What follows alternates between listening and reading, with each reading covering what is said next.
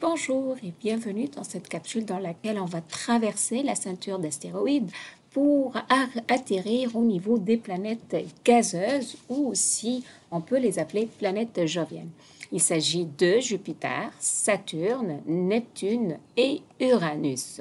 Ce sont 4 planètes qui ont pour point commun, en fait, elles sont toutes les 4 très très grosses, donc ce sont les planètes les plus grandes. Elles sont composées essentiellement, comme leur nom l'indique, de gaz et elles sont très très loin du Soleil. En fait, ils dépassent à peu près, on va dire, 5 unités astronomiques.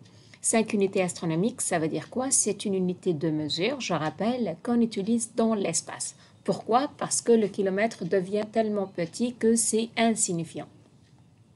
De plus, ces planètes présentent plusieurs lunes. Ça veut dire quoi une lune? C'est un corps céleste qui va tourner autour d'une planète.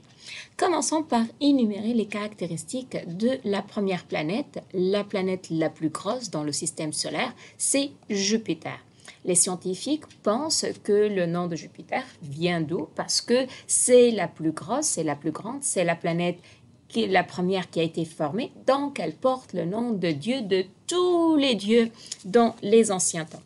Donc, la planète Jupiter, elle est la planète la plus grande, aussi bien au niveau de la taille, mais aussi la plus au niveau de la masse.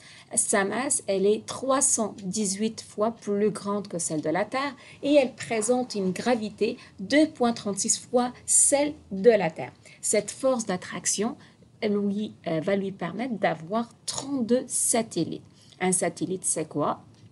C'est un corps céleste qui va graviter, qui va orbiter, qui va tourner autour de cette planète.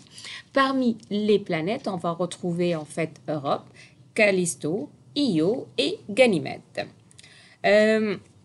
Les scientifiques pensent en fait que Jupiter, c'est la planète qui a protégé la Terre de tous les débris, de plusieurs météorites, mais aussi c'est la planète aussi qui a empêché aussi Mars de terminer sa croissance, de devenir une planète plus grande et elle a empêché aussi Cérès de maturer et de devenir encore la 5e planète tellurique.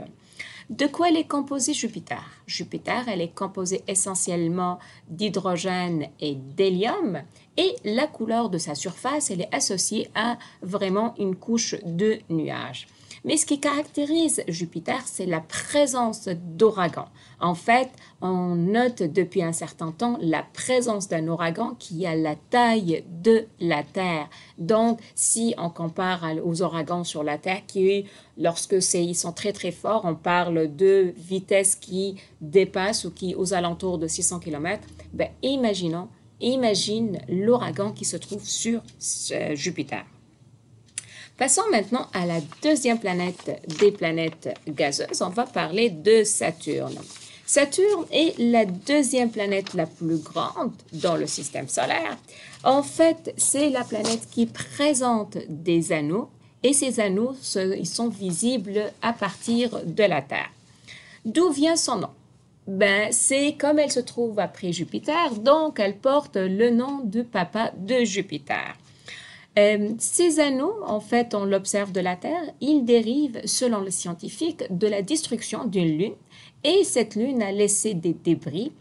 Ces débris sont composés de glace et de roches et ces débris se sont agglomérés pour former des anneaux. Saturne a aussi une masse très très grande, à peu près 95 fois celle de la Terre, mais elle présente une gravité similaire à celle de la Terre. Elle présente à peu près 62 lunes.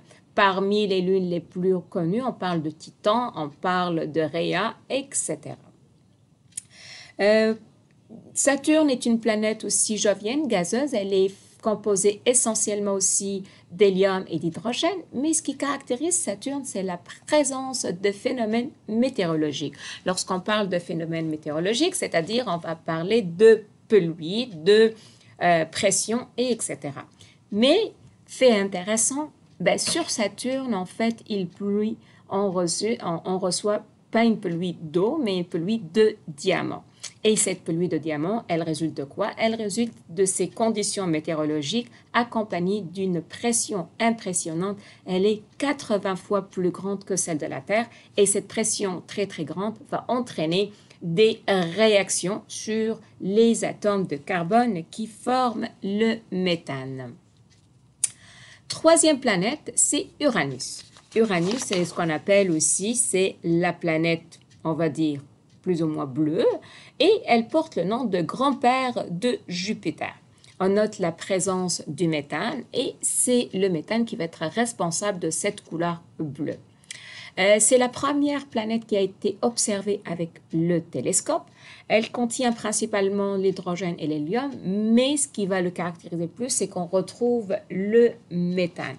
Elle présente 27 satellites et elle va présenter un axe de rotation à 98 degrés Celsius. Donc, c'est à peu près, elle est différente par rapport aux autres planètes gazeuses. On finit avec la dernière planète, on va parler de Neptune. Neptune, en fait, elle porte le nom de dieu de la mer et c'est la planète où elle présente une température plus élevée que Uranus et on distingue 13 satellites et dans son atmosphère, on note la présence de méthane.